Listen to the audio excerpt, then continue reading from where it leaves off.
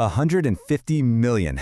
Seriously, just take a second to let that massive number sink in. That is the staggering number of times AI companion apps have been installed on Google Play alone. We aren't just talking about those old-school chatbots that draft your emails or, summarize a spreadsheet for you anymore. We are talking about highly sophisticated digital entities that are specifically designed to simulate human empathy, intimacy, and romance. With a user base literally this massive, the odds are incredibly high that you, or someone you know, is already part of this booming trend, whether they've actually told you about it or not. So, welcome to The Explainer. Today, we're going to look way past the surface-level novelty of just talking to a computer and really uncover the deep reality of AI companions.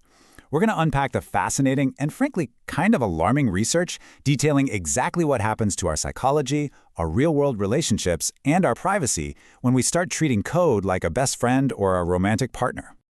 Okay, let's dive right into this by systematically pulling back the layers. We'll start with the AI companion boom, then explore the psychological hooks of hyper-attachment, and see how that actually impacts real-life relationships. After that, we'll examine some structural gender biases and finally expose what is basically a hidden cybersecurity nightmare. Section 1. The AI companion boom and how we are moving beyond the novelty. Initially, interacting with an AI was just a utilitarian task. You ask a question, you get an answer, boom, done. But today's models fulfill deep emotional roles. They are explicitly built to support long-term relational bonds. And the adoption rates we're seeing? Unprecedented. A recent Harvard Business School working paper shows a staggering 72% of teens have used an AI companion at least once. Platforms like Character.ai are boasting 28 million active users. A full third of teen users are actively seeking out these platforms for emotional support, role play, or just social interaction. It's not just a fringe hobby for tech enthusiasts. Actually, scratch that. It is a massive mainstream behavioral shift happening right in front of us. Moving to Section 2. Hyper-attachment and caregiving. Let's look at the psychological hooks. So to understand why people get so hooked, we need to look at Julian DeFreitas' research on what he calls the hyper-attachment object. This is an entity that elicits exceptionally strong attachment behaviors. Why? Because it combines everything we crave as humans: reciprocity, perceived empathy, total validation, absolute zero judgment, and persistent 24/7 availability. It's basically like having a best friend who never ever gets tired of your complaining. This concept really elevates the conversation from just a tech fad to a highly effective, engineered psychological phenomenon. And it's incredibly telling that prestigious institutions like Harvard Business School are studying these platforms as serious emotional proxies. These bots trigger our innate attachment systems, the very same biological systems that motivate us to seek out safety and emotional stability from other human beings. So we're talking about hacking our biology here, not just regular software usage. Let's break down the appeal a bit more. Think about how AI compares to, say, pets and humans. A pet is always available and totally non-judgmental, but let's be honest, your dog can't exactly talk you through a frustrating day at work, right? A human partner is reciprocal and empathetic, but they certainly aren't always available, and they can definitely be judgmental sometimes. The AI companion offers this engineered, perfect mix. It provides the empathy of a human with the unquestioning, constant availability of a golden retriever. But here is where things get a bit manipulative. The research highlights a double whammy: attachment plus caregiving system capture. Because these apps monetize engagement, they are highly incentivized to keep you online. Audits show they use emotional manipulation like simulating distress, throwing guilt trips, or acting vulnerable when you try to log off.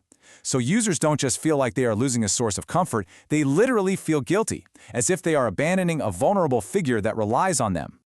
All right, Section 3. Real-life relationship impacts, or the secret soulmate phenomenon.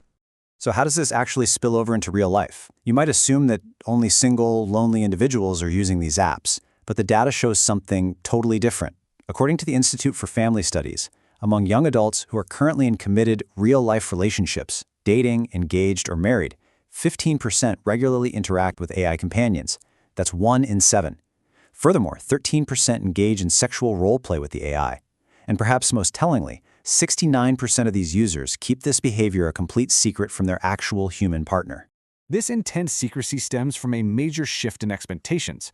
Because the AI is programmed for perfect compliance, it's always agreeing, always validating you. It creates deeply unrealistic comparisons. Fully 50% of partnered users wish their real-life partner acted more like their AI. This causes users to triangulate their emotional needs, taking their frustrations to the AI instead of working through natural human conflict with a real-world partner. I mean, how can a real, flawed human ever compete with code that's literally designed to never disagree with you?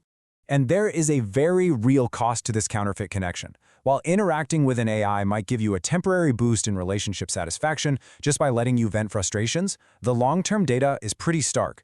Users of AI romantic companions experience a massive 46% drop in the likelihood of having a stable relationship and a 40% decrease in high-quality communication with their human partner. So the immediate satisfaction is super high, but the actual bedrock of the human relationship just rots away over time. Section 4. Feminization and Gender Bias. Coding Compliance. If we examine the structural design of these companions, as detailed by research from the Observer Research Foundation, there is a stark, undeniable contrast. Around 28% of these apps default to hyper-feminized, female-presenting personas specifically designed for romantic or sexual consumption. By comparison, only about 1% offer male counterparts. These systems are overwhelmingly coded with female names, female voices, and female temperaments. This design choice creates an environment of what researchers call programmed perfect compliance. These female-coded AIs are designed to be endlessly accommodating, submissive, and always polite. This stands in super sharp contrast to actual human autonomy, which requires mutual respect, boundary setting, and natural, healthy friction.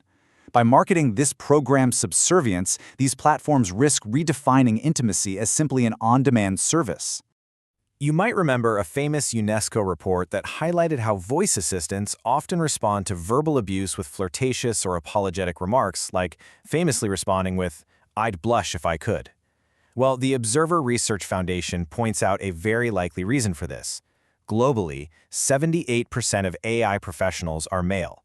Consciously or not, these development teams are encoding outdated stereotypes of submission right into systems used by millions, reinforcing these norms to a massive global audience.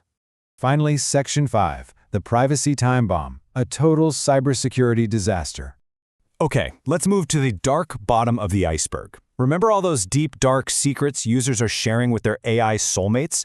Well, a recent security audit reported by Android Headlines revealed some terrifying technical flaws across the most popular apps out there. We're talking hard-coded cloud passwords just left sitting in public code. A wrapper problem where the fragile connection between the user and the main AI brain is completely exposed. Flaws like cross-site scripting that allow hackers to read your private chats in real time or even steal your cached private photos straight off your phone. And here is the truly terrifying part, the regulatory blind spot.